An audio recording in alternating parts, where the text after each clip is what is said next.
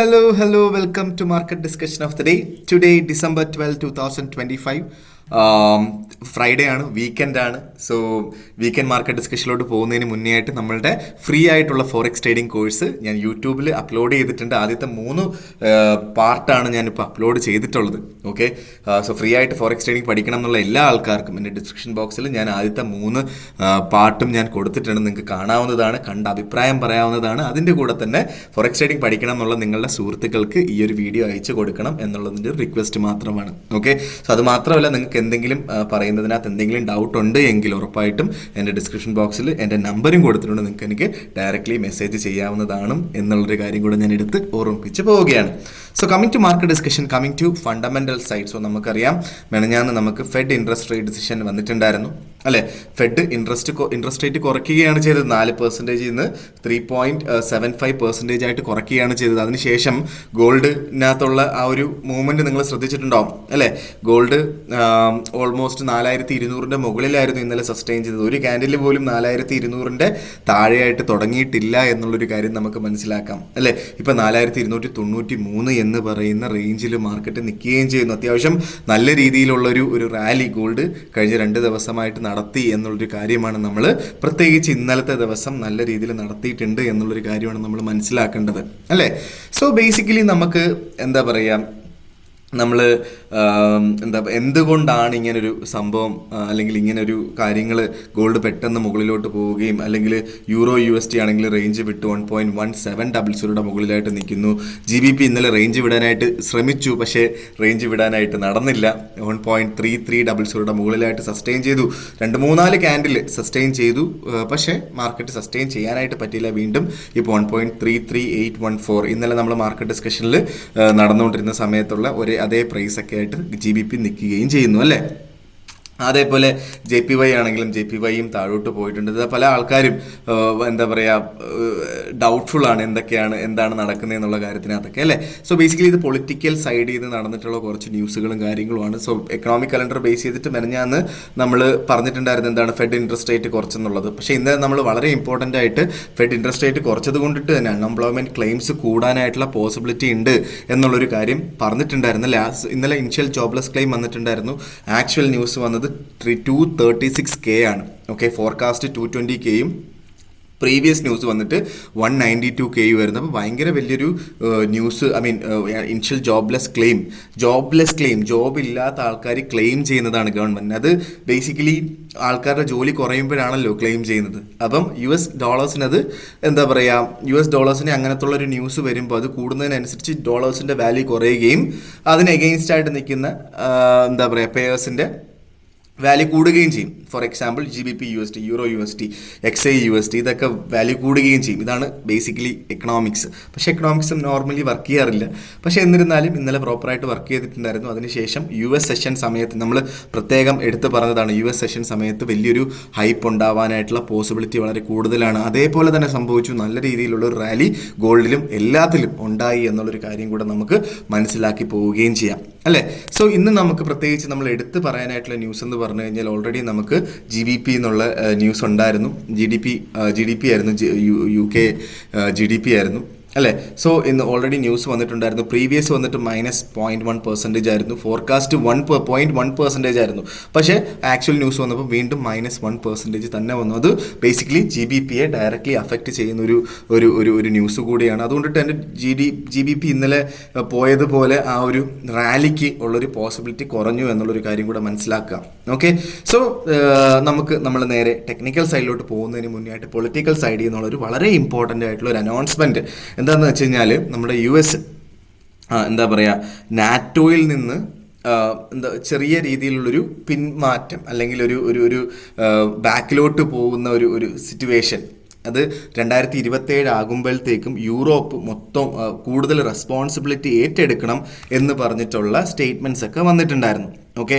So basically അങ്ങനെ ആ ഒരു എന്താ പറയുക 2027 ആകുമ്പോഴത്തേക്കും നാറ്റോയുടെ മിലിറ്ററി വർക്കും എന്താ പറയുക അതേപോലെ തന്നെ ഇൻ്റലിജൻസ് വർക്കും മിസൈൽസ് ആൻഡ് വെപ്പൺസ് അതേപോലെ ആർമി ആൻഡ് ഡിഫൻസ് പ്ലാനിങ് ഇതെല്ലാം കൂടുതലും ആരാണ് നമ്മളുടെ യൂറോപ്യൻ കൺട്രീസ് ചെയ്യണം എന്നുള്ളൊരു കാര്യമാണ് പറഞ്ഞത്. സോ ബേസിക്കലി പറഞ്ഞ കാര്യം America will not carry NATO alone anymore, Europe must do എന്നുള്ളൊരു സ്റ്റേറ്റ്മെൻറ്റും അവിടുന്ന് വന്നിട്ടുണ്ടായിരുന്നു. ഓക്കെ, 2027 സോ അത് യൂറോപ്പിനെ എങ്ങനെ അഫക്റ്റ് ചെയ്യുമെന്ന് വെച്ച് കഴിഞ്ഞാൽ സോ ബേസിക്കലി എന്താ പറയുക യൂറോപ്പ് മൊത്തത്തിൽ റെഡിയല്ല ഫുൾ ഡിഫൻസ് 2027 ആകുമ്പോഴത്തേക്കും ഫുൾ ഡിഫൻസ് ഏറ്റെടുക്കാനായിട്ട് റെഡിയല്ല എന്നുള്ളൊരു കാര്യമാണ്. ഓക്കെ, സോ അവർക്ക് കൂടുതൽ പൈസ സ്പെൻഡ് ചെയ്യണം, മിലിറ്ററിക്ക് വേണ്ടിയിട്ട് കൂടുതൽ സ്പെൻഡ് ചെയ്യണം. സോ അതേപോലെ തന്നെ നാറ്റോ എന്താ പറയുക നാറ്റോ വീക്കൻ ആവേണ്ട റഷ്യ അടുത്ത് കിടക്കുന്ന കൺട്രിയാണ് യൂറോപ്യൻ കൺട്രീസിൻ്റെ, അതുകൊണ്ടിട്ട് തന്നെ നാറ്റോ വീക്ക് ആവാനും പാടില്ല എന്നുള്ളതാണ് യൂറോപ്പിൻ്റെ ആവശ്യം എന്ന് പറഞ്ഞു കഴിഞ്ഞാൽ. ഓക്കെ, സോ ബേസിക്കലി ഇത് വളരെ ഇമ്പോർട്ടൻ്റ്, കാരണം ലോകത്തിൻ്റെ ലോകക്രമത്തിനെ തന്നെ മാറ്റുന്ന ഒരു സിറ്റുവേഷൻ ആണ് ബേസിക്കലി ഇത്. കാരണം ഇത്രയും കാലം നാറ്റോയിൽ കൂടുതൽ ഫണ്ടിങ് കൊടുത്തുകൊണ്ടിരുന്നത് US ആണ്. ഓക്കെ, അവിടുന്ന് US ഒരു പിന്മാറ്റം വരുന്ന സമയത്ത് ഉറപ്പായിട്ടും അത് നാറ്റോനെ ഡയറക്റ്റ്ലി അഫക്റ്റ് ചെയ്യും എന്നുള്ളൊരു കാര്യം കൂടെ മനസ്സിലാക്കുക. സോ ഇതിനെതിരെ യൂറോപ്യൻ കൺട്രീസിന് പറയേണ്ട കാര്യം എന്താ വെച്ചാൽ സോ US കൂടുതൽ ഇൻസ്ട്രക്ഷൻസ് കൊടുക്കുന്നുണ്ട് എങ്ങനെ യൂറോപ്പ് അവരുടെ ഡിഫൻസ് റൺ ചെയ്യണം എന്നുള്ളതിനകത്ത് യൂറോപ്യൻ കൺട്രീസിന് പ്രശ്നമുണ്ട്. ഓക്കെ, സോ അതേപോലെ തന്നെ എന്താ പറയുക US യൂറോപ്യൻ കൺട്രീസിൻ്റെ പൊളിറ്റിക്കൽ കാര്യങ്ങളിൽ കൂടുതൽ ഇടപെടുന്നു എന്നുള്ളതിനകത്ത് യൂറോപ്യൻ കൺട്രീസിന് പ്രശ്നമുണ്ട് അല്ലേ. സോ അതേപോലെ കുറേ ഇതൊക്കെ അവർക്ക് അവരുടെ ഡിസിഷൻസ് എടുക്കാനായിട്ട് വളരെ അധികം ബുദ്ധിമുട്ടുണ്ടാക്കുന്നു എന്നുള്ളൊരു കാര്യം കൂടെ നമ്മൾ മനസ്സിലാക്കി പോവുക. Okay, so European countries Europe പറയുന്നത് എന്താ വെച്ചാൽ we want cooperation not control, അവർക്ക് കോർപ്പറേഷനാണ് വേണ്ടുന്നത്, അവർക്ക് കൺട്രോൾ അല്ല വേണ്ടുന്നത് എന്നുള്ള സ്റ്റേറ്റ്മെൻറ്റ്സ് ഒക്കെ യൂറോപ്പിൽ നിന്നും വരുന്നുണ്ട്. ഓക്കെ, സോ ഇതൊക്കെയാണ് ബേസിക്കലി നടക്കുന്ന കാര്യം. ഇത് വളരെ വലിയൊരു അൺസർട്ടൺ സിറ്റുവേഷനിലോട്ട് മാർക്കറ്റിനെ തള്ളിവിടുകയും ചെയ്യും. അതുകൊണ്ടിട്ട് തന്നെ നമ്മളുടെ ഫെഡ് ഇൻട്രസ്റ്റ് റേറ്റ് കുറച്ചു, അതിൻ്റെ കൂടെ പൊളിറ്റിക്കലി ഇങ്ങനത്തുള്ള ന്യൂസുകളൂടെ വരുന്നത് പ്രകാരം ഉറപ്പായിട്ടും എന്താണ് ഗോൾഡ് ഒരു വലിയൊരു മുകളിലോട്ട് പോകുന്ന ഒരു കാഴ്ച നമ്മൾ വീണ്ടും കാണുകയും ചെയ്തു അല്ലേ. സോ ബേസിക്കലി നമ്മൾ ഇന്നലെ നമുക്ക് ഫെഡ് ഇൻട്രസ്റ്റ് റേറ്റ് വന്നു, അതിനുശേഷമുള്ള നമ്മുടെ പവലിൻ്റെ സ്പീച്ചും കാര്യങ്ങളും ഒക്കെ ഉണ്ടായിരുന്നു. എന്നിട്ട് പോലും നമ്മൾ ടെക്നിക്കലി നോക്കിക്കഴിഞ്ഞാൽ ഗോൾഡ് വലിയ രീതിയിൽ ജസ്റ്റ് ഒന്ന് മുകളിലോട്ട് പോയിട്ട് ഗോൾഡിൻ്റെ ചാർട്ട് നമ്മൾ എടുത്തു കഴിഞ്ഞാൽ 4200 ഇന്നലെ നമ്മൾ മാർക്കറ്റ് ഡിസ്കഷൻ്റെ സമയത്തൊക്കെ 4206 4203 റേഞ്ചിലൊക്കെ മാർക്കറ്റ് നിൽക്കുകയായിരുന്നു അല്ലേ. സോ ഉണ്ടോ ഈ ഒരു റേഞ്ചിൽ അത് ഏകദേശം 1 മണിക്കുള്ള ക്യാൻഡിലൊക്കെ 4206 ലെവലിലൊക്കെ നിന്നുകൊണ്ടിരുന്നതാണ്.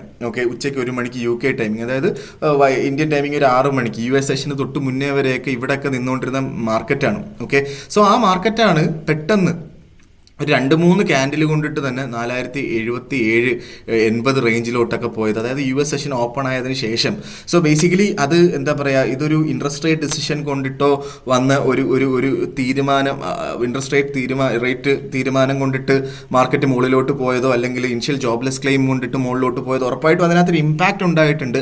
മാർക്കറ്റ് 4200 എന്ന് പറയുന്ന ഒരു സപ്പോർട്ട് പ്രോപ്പറായിട്ട് സപ്പോർട്ട് ചെയ്തിട്ടുണ്ട് ഈ ഒരു ന്യൂസ് പ്രകാരം. പക്ഷേ സൈഡ് വൈസ് ആയിരുന്ന മാർക്കറ്റ് പെട്ടെന്നൊരു അപ് ട്രെൻഡ് കാണിച്ചത് ഈ പൊളിറ്റിക്കലായിട്ടുള്ള ഇങ്ങനത്തുള്ള കുറച്ച് സ്റ്റേറ്റ്മെൻറ്റ്സ് US നിന്ന് വന്നതുകൊണ്ടാണ് എന്നുള്ളൊരു കാര്യം കൂടെ നമ്മൾ മനസ്സിലാക്കി പോകണം. അതാണ് ഏറ്റവും ഇമ്പോർട്ടൻ്റ് ആയിട്ടുള്ള കാര്യം എന്നുകൂടെ ഞാൻ എടുത്ത് ഓർമ്മിപ്പിച്ച് പോവുകയാണ്. സോ കാരണം നമ്മൾ വിചാരിച്ചുകൊണ്ടിരുന്ന കാര്യം എന്താ വെച്ചാൽ ഇയർ എൻഡ് ആണ്. ഓക്കെ, സോ ഒരു ഡിസംബർ 15-ാം തീയതിക്ക് ശേഷമൊക്കെ യൂറോപ്യൻ കൺട്രീസ് ആണെങ്കിലും US ആണെങ്കിലും ക്രിസ്മസ് ആഘോഷത്തിന് പോകുന്ന ഒരു സമയമാണ്. സോ അതുകൊണ്ടിട്ട് തന്നെ മാർക്കറ്റിൽ വലിയൊരു വോളറ്റാലിറ്റി അല്ലെങ്കിൽ ഒന്നും കൂടെ ഒരു ഓൾ ടൈം ഹൈ അടിക്കുമോ അല്ലെങ്കിൽ ഈവൻ 4300 വരെയൊക്കെ എത്തുമോ എന്നൊക്കെ ഉള്ള കാര്യത്തിനകത്ത് ഡൗട്ട് ഉണ്ടായിരുന്നു. പക്ഷേ ഇങ്ങനത്തുള്ള അൺസർട്ടൺ സിറ്റുവേഷൻസിൽ ഉറപ്പായിട്ടും എന്ത് സംഭവിച്ചു, മാർക്കറ്റ് മുകളിലോട്ട് പോകുന്നൊരു കാഴ്ച നമുക്ക് കാണാനായിട്ട് സാധിച്ചു എന്നുള്ളൊരു കാര്യമാണ് എനിക്ക് പറഞ്ഞു പോകാനായിട്ടുള്ളത്.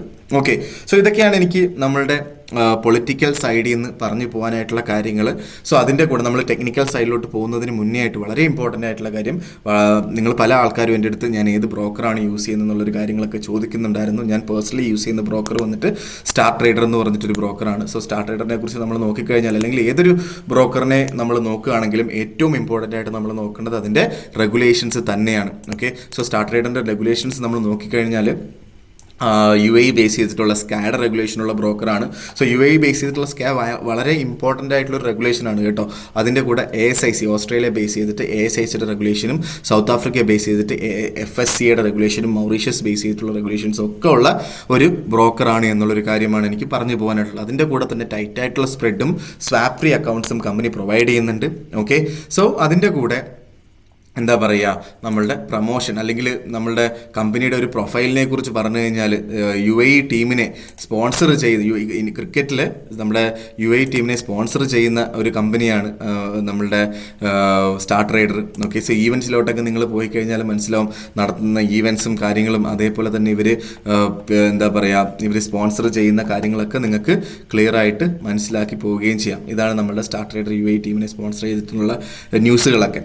Okay, so basically company strong ആണ് എന്നുള്ളൊരു കാര്യമാണ്. അതിൻ്റെ കൂടെ തന്നെ കമ്പനി നല്ല രീതിയിലുള്ളൊരു ഡെപ്പോസിറ്റ് ബോണസും ഫസ്റ്റ് ഡെപ്പോസിറ്റിനും അതിൻ്റെ സബ്സിക്വൻറ്റ് ഡെപ്പോസിറ്റിനും കൊടുക്കുന്നുണ്ട്. അതായത് യൂറോപ്യൻ ക്ലയൻസ് ആണ്, യൂറോപ്പിലാണ് നിങ്ങൾ ഉള്ളതെങ്കിൽ ആദ്യത്തെ $1000 100% ബോണസും സബ്സിക്വൻറ്റ് ഡെപ്പോസിറ്റ് എത്രയാണോ ഡെപ്പോസിറ്റ് ചെയ്യുന്നത് അതിൻ്റെ 20% ബോണസും തരും. ഫോർ എക്സാമ്പിൾ 1000 ഡെപ്പോസിറ്റ് ചെയ്യുന്ന ഒരാൾക്ക് $2000 ട്രേഡ് ചെയ്യാം, $2000 ട്രേഡ് ചെയ്യാം.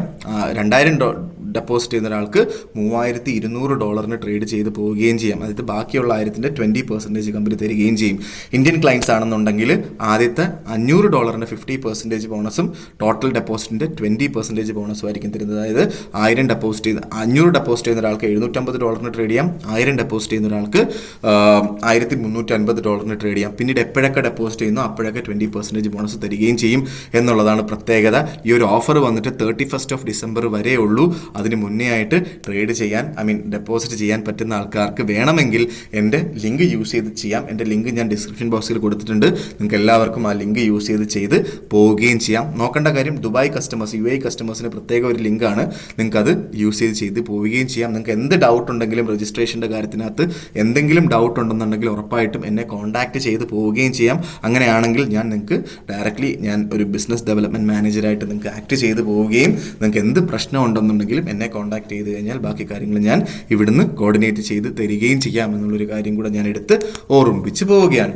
Okay, so coming to market discussion, coming to technical side. First of all നമുക്ക് JPY USD JPYയിൽ നമ്മൾ നോക്കിക്കഴിഞ്ഞാൽ 155.74 എന്ന് പറയുന്ന റേഞ്ചിൽ നിൽക്കുന്നു. 155ൻ്റെ അവിടുന്ന് ബൈ എൻട്രി എടുക്കണം എന്നുള്ളൊരു കാര്യമാണ് ഞാൻ ഇന്നലെ പറഞ്ഞിട്ടുള്ളത്. 155.50 അവിടെ ടൈറ്റായിട്ട് 155.30 സ്റ്റോപ്പ് ലോസ് വെച്ചുകൊണ്ട് വേണമെങ്കിൽ എടുക്കാമെന്ന് പറഞ്ഞിട്ടുണ്ട്. അവരുടെ സ്റ്റോപ്പ് ലോസ് അടിച്ചിട്ടുണ്ടാവും. പക്ഷേ ഞാൻ എടുത്ത് പറഞ്ഞൊരു കാര്യം, വെയിറ്റ് ചെയ്യാൻ തയ്യാറാണ് എങ്കിൽ സേഫ് ആയിട്ടുള്ള എൻട്രി 155 ആണെന്നുള്ളൊരു കാര്യം കൂടെ പറഞ്ഞിട്ടുണ്ടായിരുന്നു. 155ൻ്റെ അവിടുന്ന് ബൈ എൻട്രി എടുത്തിട്ടുള്ള ആൾക്കാർ 154.40 താഴെയായിട്ടാണ് സ്റ്റോപ്പ് ലോസ് വെക്കണമെന്ന് പറഞ്ഞിട്ടുള്ളത്. അവരുടെ ഇപ്പോൾ ഓൾമോസ്റ്റ് ഒരു 70 പിപ്പിൻ്റെ പ്രോഫിറ്റിൽ നിൽക്കുകയാണ്. ഓക്കെ, നമുക്കിത് പ്രോഫിറ്റ് നമുക്ക് എൻജോയ് ചെയ്യാൻ വേണമെങ്കിൽ നമുക്ക് എന്താ പറയുക, ഇപ്പോൾ നമുക്ക് പ്രോഫിറ്റ് എടുത്ത് മാറേണ്ട ആവശ്യമില്ല. ഇവിടെ ലൈറ്റ് പോയി, അപ്പോൾ അതാണ്. ഓക്കെ, സോ 157ൻ്റെ അവിടെ നിന്ന് നമുക്ക് ടേക്ക് പ്രോഫിറ്റ് എടുത്ത് മാറുകയും ചെയ്യാം. 156ൻ്റെ അവിടെ നിന്ന് വേണമെങ്കിൽ നമുക്ക് ടേക്ക് പ്രോഫിറ്റ് എടുത്ത് മാറുകയും ചെയ്യാം. അതാണ് JPYയിലെ എനിക്ക് പറഞ്ഞു തരാനായിട്ടുള്ള ഓപ്പർച്യൂണിറ്റി. അല്ലെങ്കിൽ 1:1.5 80 പിപ്പ് സ്റ്റോപ്പ് ലോസ് എങ്കിൽ 155ൻ്റെ അവിടെ എടുത്തിട്ടുള്ള ആൾക്കാർ ഓൾമോസ്റ്റ് നമുക്ക് 154.30 എന്ന് പറഞ്ഞു കഴിഞ്ഞാൽ ഓൾമോസ്റ്റ് ഒരു 70 പിപ്പിൻ്റെ സ്റ്റോപ്പ് ലോസ് ആണ് അല്ലേ. സോ 70 പിപ്പിൻ്റെ സ്റ്റോപ്പ് ലോസ് ആണെങ്കിൽ ഒരു 100 അല്ലെങ്കിൽ 110 പിപ്പിൻ്റെ ടേക്ക് പ്രോഫിറ്റ് വെച്ച് പോവുകയും ചെയ്യാം എന്നുള്ളൊരു കാര്യമാണ് എനിക്ക് പറഞ്ഞു പോകാനായിട്ടുള്ളത്. ഓക്കെ, സോ നേരെ നമ്മൾ യൂറോയിൽ വരുമ്പോൾ യൂറോ 1.1700 മുകളിലായിട്ട് സസ്റ്റെയിൻ ചെയ്യുന്നൊരു കാഴ്ച നമുക്ക് കാണാനായിട്ട് സാധിക്കും. സോ ഇനി നമുക്ക് 2 ഓപ്പർച്യൂണിറ്റിയാണ് എനിക്ക് പറയാനായിട്ടുള്ളത്. യൂറോയിൽ എപ്പോഴും നമ്മൾ ബൈ എൻട്രി ആണ് പറയുന്നത് അല്ലേ. 1.1700 അവിടെ വീണ്ടും കിട്ടിക്കഴിഞ്ഞാൽ അവിടുന്ന് ബൈ എൻട്രി എടുക്കാം. ഓക്കെ, 1.1680 താഴെയായിട്ട് ഓക്കെ, അത് 1.1670 ആവാം, 1.1660 ആവാം. സേഫായിട്ട് 1.1660 വെക്കുന്നതായിരിക്കും ബെറ്റർ. സോ 1.1700 അവിടുന്ന് ബൈ ചെയ്യുന്ന ആൾക്കാർ 1.1660 അവിടെയെങ്കിലും സ്റ്റോപ്പ് ലോസ് വെച്ച് ബൈ ചെയ്ത് മുന്നോട്ട് പോകാം. നമുക്ക് ടേക്ക് പ്രോഫിറ്റ് 1.1780 അവിടെയൊക്കെ ടേക്ക് പ്രോഫിറ്റ് വെക്കാം. അല്ലെങ്കിൽ 1:1.5 റേഷ്യോയിൽ 1.1760 അവിടെ വേണമെങ്കിലും ടേക്ക് പ്രോഫിറ്റ് വെച്ച് പോകാവുന്നതാണ് എന്നുള്ളൊരു കാര്യം കൂടെ ഞാൻ എടുത്ത് ഓർമ്മിപ്പിച്ച് പോവുകയാണ്. ഓക്കെ, സോ യൂറോയിൽ എനിക്കൊരു സെൽ ഓപ്പർച്യൂണിറ്റിയുടെ പറയണമെന്നുണ്ട്. 1.1800 അവിടെ കിട്ടിക്കഴിഞ്ഞാൽ അവിടുന്ന് സെല്ല് ചെയ്ത് മുന്നോട്ട് പോകാം. 1.1860 മുകളിലായിട്ട് സ്റ്റോപ്പ് ലോസ് വെക്കണം. അത് നിർബന്ധമായിട്ട് ചെയ്ത് പോവുകയും ചെയ്യണം എന്നുള്ളൊരു കാര്യം കൂടെ ഞാൻ എടുത്ത് ഓർമ്മിപ്പിച്ച് പോവുകയാണ്. ഓക്കെ, സോ ഇതാണ് നമുക്ക് യൂറോയിൽ പറഞ്ഞു പോകാനായിട്ടുള്ള ഓപ്പർച്യൂണിറ്റി എന്ന് പറഞ്ഞു കഴിഞ്ഞാൽ. സോ ബേസിക്കലി നമ്മൾ മനസ്സിലാക്കേണ്ട കാര്യം, ഞാൻ നേരത്തെ പറഞ്ഞ പൊളിറ്റിക്കൽ സിനാരിയോ ഉണ്ടല്ലോ, അതിൻ്റെയൊക്കെയുള്ളൊരു ഒരു ഒരു ഒരു ഒരു എന്താ പറയുക, തീരുമാനങ്ങൾ ഇന്ന് വൈകുന്നേരത്തോടെ ആയിരിക്കും നമ്മൾ അറിയാൻ പോകുന്നത് കേട്ടോ. നാറ്റോ പ്രമാണിച്ച് US ബാക്ക് വലിയുന്നതിൻ്റെ കുറച്ച് അപ്ഡേറ്റ്സുകൾ ഇന്ന് വൈകുന്നേരം അല്ലെങ്കിൽ വീക്കെൻഡോടെ കൂടെയൊക്കെ അറിയാനായിട്ട് സാധിക്കും. ഓക്കെ, സോ അതുകൊണ്ടിട്ട് തന്നെ US മാർക്കറ്റിൽ ട്രേഡ് ചെയ്യുന്ന സമയത്ത് ഉറപ്പായിട്ടും കെയർഫുൾ ആയിട്ട് തന്നെ ട്രേഡ് ചെയ്യണം എന്നുള്ളൊരു കാര്യം കൂടെ ഞാൻ എടുത്ത് ഓർമ്മിപ്പിച്ച് പോവുകയാണ്. ഓക്കെ, സോ നേരെ നമ്മൾ GBPയിലോട്ട് വരുമ്പോൾ ഇന്നലെ നമുക്ക് GBPയിലും യൂറോയിലും പ്രോപ്പറായിട്ട് ഒരു ഓപ്പർച്യൂണിറ്റി കിട്ടിയില്ല, JPYയിൽ കിട്ടിയിട്ടുണ്ട്.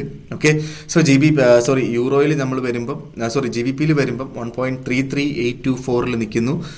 നമുക്ക് പ്രോപ്പറായിട്ടുള്ളൊരു എൻട്രി 1.3340 അവിടെയൊക്കെ കിട്ടിക്കഴിഞ്ഞാൽ അവിടെ നിന്ന് ബൈ എൻട്രി എടുത്ത് പോകാം എന്നുള്ളൊരു കാര്യമാണ് എനിക്ക് പറയാനായിട്ടുള്ളത്. അവിടെ നിന്ന് എടുക്കുന്ന ആൾക്കാർ ടൈറ്റായിട്ട് 1.3320 അവിടെ സ്റ്റോപ്പ് ലോസ് വെക്കണം. 1:1 റേഷ്യോ 1:2 റേഷ്യോ, കാരണം 20 പിപ്പേ നമ്മൾ സ്റ്റോപ്പ് ലോസ് വെക്കുന്നുള്ളൂ. അതുകൊണ്ടിട്ട് തന്നെ 40 പിപ്പോ അല്ലെങ്കിൽ 60 പിപ്പോ 1:3 റേഷ്യോയിലോ ഒക്കെ നമുക്ക് ടേക്ക് പ്രോഫിറ്റ് എടുത്ത് മാറാവുന്നതാണ്. ഓക്കെ, പക്ഷേ ഇന്ന് രാവിലെ നമുക്ക് GBP എന്ന് വന്നിട്ടുള്ളൊരു ന്യൂസ്, GDP അനൗൺസ്മെൻറ്റ് നെഗറ്റീവായിട്ടാണ് GBP അഫക്റ്റ് ചെയ്തിട്ടുള്ളത് എന്നുള്ളൊരു കാര്യം മനസ്സിലാക്കിയിട്ട് വേണം ഇന്ന് GBPയിൽ ട്രേഡ് എടുത്ത് പോകാനായിട്ട്. ബെറ്റർ GBP നിന്ന് ഒഴിഞ്ഞു മാറി നിന്നിട്ട് തിങ്കളാഴ്ച ചെയ്യുന്നതായിരിക്കും നല്ലത്. കാരണം ഈ ഒരു എഫക്റ്റ് എത്ര നേരം ഉണ്ടാകും എന്നുള്ളൊരു കാര്യത്തിനെക്കുറിച്ച് നമുക്കറിയില്ല. ഓക്കെ, ചിലപ്പോൾ US സെഷൻ തുടങ്ങിയതിന് ശേഷമായിരിക്കും ഈ ഒരു ന്യൂസിൻ്റെ എഫക്റ്റ് പോലും വരാനായിട്ട് പോസിബിലിറ്റി ഉള്ളത്. ഓക്കെ, ഇല്ലെങ്കിൽ US ഡോളർ വീക്കൺ ചെയ്യുന്ന ആ ഒരു ഇതിനകത്ത് ചിലപ്പം GBP മുകളിലോട്ട് പോകാനും പോസിബിലിറ്റി ഉണ്ട്. പക്ഷേ ഒന്നും പറയാൻ പറ്റില്ല. പക്ഷേ ഇന്ന് ഞാൻ GBPയിൽ റെക്കമെൻഡ് ചെയ്യുന്നില്ല. പക്ഷേ എന്നിരുന്നാലും നിങ്ങൾക്ക് വേണമെങ്കിൽ 1.3340 അവിടെ ബൈ ചെയ്ത് പരീക്ഷണം നടത്താവുന്നതാണ്. 1.3320 അവിടെ സ്റ്റോപ്പ് ലോസ് വെക്കുകയും ചെയ്യണം എന്നുള്ളതാണ് എൻ്റെ റെക്കമെൻഡേഷൻ. ഓക്കെ, സോ ഇതാണ് GBPയിൽ പറഞ്ഞു പോകാനായിട്ടുള്ളത്. ബെറ്റർ ഓപ്പർച്യൂണിറ്റി 1.3300 അവിടെ കിട്ടിക്കഴിഞ്ഞാൽ ഉറപ്പായിട്ടും ഉള്ളൊരു ബൈ എൻട്രി അവിടെ ഉണ്ട്. അതും നമുക്ക് 1.3270 താഴെയായിട്ട് സ്റ്റോപ്പ് ലോസ് വെക്കണം എന്നുള്ളതാണ് എൻ്റെ റെക്കമെൻഡേഷൻ. ഓക്കെ, സോ നമ്മൾ നേരെ നമ്മളുടെ ഗോൾഡ് ആശാനിലോട്ട് പോവാം. ഗോൾഡ് 4294 എന്ന് പറയുന്ന റേഞ്ചിൽ നിൽക്കുന്നു. ഓക്കെ, ഇന്ന് ലോ വന്നപ്പോൾ ഓൾമോസ്റ്റ് നമുക്ക് അറിയാം 4260 അവിടെ വരെ വന്നിട്ടുണ്ട്. 4260 ഒരു സപ്പോർട്ടായിട്ട് ആക്ട് ചെയ്യും എന്ന് തന്നെ നമുക്ക് വിശ്വസിക്കാം. പക്ഷേ ഇന്നത്തെ ദിവസം ഇന്നലെ ഇത്രയും വലിയൊരു മൂവ്മെൻറ്റ് മാർക്കറ്റിൽ സംഭവിച്ചത് കൊണ്ടിട്ട് നമ്മൾ എപ്പോഴും പറയാറുണ്ട്, ഇത്രയും വലിയ മൂവ്മെൻറ്റ് സംഭവിക്കുന്നതിൻ്റെ പിറ്റേ ദിവസം ട്രേഡ് ചെയ്യരുത് എന്നുള്ളൊരു കാര്യം. പ്രത്യേകിച്ച് ഇന്ന് വീക്കെൻഡാണ്, പ്രോഫിറ്റ് ബുക്കിങ്ങിനുള്ള ചാൻസസ് ഉണ്ട്. പക്ഷേ ഉറപ്പായിട്ടും എന്താ പറയുക, ഇയർ എൻഡ് ആവാൻ പോവുകയാണ്. സോ എന്താ പറയുക, യൂറോപ്പിൽ നിന്നും US നിന്നും ഒക്കെയുള്ള ട്രേഡേഴ്സ് അല്ലെങ്കിൽ അവരൊക്കെ പ്രോഫിറ്റ് ബുക്ക് ചെയ്യാൻ, ഈ വർഷത്തെ പ്രോഫിറ്റ് ബുക്ക് ചെയ്യണം എന്നുള്ള ഒരു കാഴ്ചപ്പാടിലൊക്കെ നിൽക്കുന്ന സമയമൊക്കെയാണ്. പക്ഷേ ഈ പൊളിറ്റിക്കൽ അൺസർട്ടനിറ്റി ഉറപ്പായിട്ടും മാർക്കറ്റിനെ ഭയങ്കരമായിട്ട് അഫക്റ്റ് ചെയ്യുന്നുണ്ട് എന്നുള്ളൊരു കാര്യം മനസ്സിലാക്കിയിട്ട് വേണം നമ്മൾ ട്രേഡ് എടുത്ത് പോകാൻ. എന്ത് ട്രേഡ് എടുത്താലും സ്റ്റോപ്പ് ലോസ് ഇല്ലാതെ ട്രേഡ് ചെയ്യാതിരിക്കുക, സെൽ സൈഡ് നിൽക്കാതിരിക്കുക, ബൈ സൈഡിൽ മാത്രം നിൽക്കുക എന്നുള്ളൊരു കാര്യമാണ് എനിക്ക് ഗോൾഡിൽ പറഞ്ഞു പോകാനായിട്ടുള്ളത്. ഇന്നലെ നമ്മൾ പറഞ്ഞ ഓപ്പർച്യൂണിറ്റി 4180 അവിടെയാണ് പ്രോപ്പറായിട്ടുള്ള നല്ലൊരു ഓപ്പർച്യൂണിറ്റി ഉള്ളത് എന്നുള്ളൊരു കാര്യം പറഞ്ഞിട്ടുണ്ടായിരുന്നു. വേണമെന്നുള്ള ആൾക്കാർക്ക് 4200 അവിടെ ബൈ ചെയ്യാമെന്നും പറഞ്ഞിട്ടുണ്ടായിരുന്നു. ഓക്കെ, പക്ഷേ ഞാൻ വേറൊരു കാര്യം പറഞ്ഞു, 4245 മുകളിലായിട്ട് ക്യാൻഡിൽസ് സസ്റ്റെയിൻ ചെയ്താൽ ഉറപ്പായിട്ടും മാർക്കറ്റ് ഒരു നല്ലൊരു അപ് ട്രെൻഡ് കാണിക്കും എന്നുള്ളൊരു കാര്യം കൂടെ ഞാൻ പറഞ്ഞിട്ടുണ്ടായിരുന്നു അല്ലേ. സോ ബേസിക്കലി മാർക്കറ്റ് അവിടെ സസ്റ്റെയിൻ ചെയ്യാനായിട്ടുള്ളൊരു സമയം പോലും സത്യം പറഞ്ഞാൽ മാർക്കറ്റ് തന്നില്ല എന്നുള്ളൊരു കാര്യമാണ് അല്ലേ. സോ ഉച്ചയ്ക്ക് 1 മണിക്കുള്ള ക്യാൻഡിൽ, അതിന് ശേഷമുള്ള ക്യാൻഡിൽ ഉച്ചയ്ക്ക് 2 മണിക്ക് UK ടൈമിങ് 2 മണിക്ക്, അതായത് US മാർക്കറ്റ് ഓപ്പൺ ആയിട്ടുള്ള ക്യാൻഡിൽ 4220 നിൽക്കുകയായിരുന്നു. അത് കഴിഞ്ഞിട്ടുള്ള തൊട്ടടുത്ത ക്യാൻഡിൽ 4229 നേരെ പോയത് 4260. ഓക്കെ, സോ അതായത് ബ്രേക്ക് ഔട്ട് ചെയ്യും 4245 മുകളിലായിട്ട് ബ്രേക്ക് ഔട്ട് ക്യാൻഡിലാണ് എന്നുള്ളൊരു കാര്യം പറഞ്ഞിട്ടുണ്ടായിരുന്നു. പക്ഷേ അത് എന്താണ്, നമുക്കത് ഞാൻ എടുക്കാൻ പറ്റിയില്ല. നിങ്ങൾക്ക് എടുക്കാൻ പറ്റിയെന്ന് എനിക്കറിയില്ല. ഞാൻ ഒന്ന് കൺഫേം ചെയ്തിട്ട് ചെയ്യാമെന്ന് വിചാരിച്ചതാണ്. പക്ഷേ കൺഫർമേഷൻ ചെയ്യാനുള്ളൊരു സമയമൊന്നും മാർക്കറ്റ് തന്നില്ല അല്ലേ. സോ നമുക്ക് ഇന്ന് വെയിറ്റ് ചെയ്തിട്ട് നമുക്കിന്ന് ഈ ആഴ്ച നമുക്ക് പെർഫെക്റ്റ് ആയിട്ട് ഒരു 3-4 ഓപ്പർച്യൂണിറ്റി മാർക്കറ്റ് തന്നിട്ടുണ്ട് അല്ലേ. സോ അത് മതി നമുക്ക് എല്ലാ ദിവസവും ഇത്രയും % പ്രോഫിറ്റ് ഉണ്ടാക്കണം എന്ന് നമ്മൾ നിർബന്ധം പിടിച്ചിട്ട് കാര്യമില്ലല്ലോ. നമുക്ക് ഇത്രയും മതി. നമുക്ക് ഒരു 3 ഓപ്പർച്യൂണിറ്റി നമുക്ക് എന്താണ് GBPയിൽ നല്ല ഓപ്പർച്യൂണിറ്റി ഈ ആഴ്ച 2 വട്ടം കിട്ടിയിട്ടുണ്ടായിരുന്നു. ഗോൾഡിൽ 2-3 വട്ടം നമുക്ക് നല്ലൊരു ഓപ്പർച്യൂണിറ്റി കിട്ടിയിട്ടുണ്ടായിരുന്നു അല്ലേ. അതേപോലെ തന്നെ JPYയിൽ നമ്മൾ ഓപ്പർച്യൂണിറ്റി നമ്മൾ എടുത്ത് പോയിട്ടുണ്ടായിരുന്നു അല്ലേ. സോ ബേസിക്കലി നമുക്ക് ഇത്രയും ഓപ്പർച്യൂണിറ്റി മതി. നമുക്ക് എന്താ പറയുക, എല്ലാ ഓപ്പർച്യൂണിറ്റിയോടെ എടുക്കാനായിട്ട് എന്താണ് അല്ലേ, നമുക്ക് ഓൾമോസ്റ്റ് ഒരു 4-5 ഓപ്പർച്യൂണിറ്റി പ്രോപ്പറായിട്ട് പെർഫെക്റ്റ് ആയിട്ട് കിട്ടിയിട്ടുണ്ട്. അപ്പം അത് മതി. സോ ഇന്ന് നമുക്ക് പ്രോപ്പർ നമ്മളെ റേഞ്ചിൽ കിട്ടിക്കഴിഞ്ഞാൽ മാത്രം നമുക്ക് ബൈ എടുത്ത് മുന്നോട്ട് പോവുക, അല്ലെങ്കിൽ സെല്ലെടുത്ത് മുന്നോട്ട് പോവുക. അല്ലാത്ത പക്ഷം മാർക്കറ്റിൽ നിന്ന് മാറി നിൽക്കുക, വീക്കെൻഡ് ആണെന്നുള്ളൊരു കാര്യം മനസ്സിലാക്കുക. ട്രേഡ് ചെയ്യുന്നുണ്ട് എങ്കിൽ വളരെ ഗോൾഡിൽ പ്രത്യേകിച്ച് വളരെ ചെറിയ ലോട്ട് സൈസിൽ, ഇപ്പം ഒരു ലോട്ട് ചെയ്യുന്ന ആൾക്കാണെങ്കിൽ 0.2 ലോട്ട് എടുത്ത് പ്രോപ്പറായിട്ട് സ്റ്റോപ്പ് ലോസ് ഇട്ട് തന്നെ മുന്നോട്ട് പോകണം എന്ന് പറഞ്ഞുകൊണ്ട് ഇന്നത്തെ ദിവസത്തെ മാർക്കറ്റ് ഡിസ്കഷൻ ഞാൻ കൺക്ലൂഡ് ചെയ്യാണ്. മാർക്കറ്റ് ഡിസ്കഷനായിട്ട് നമ്മൾ തിങ്കളാഴ്ച കാണുന്നത് വരെ എല്ലാവർക്കും ഗുഡ് ബൈ.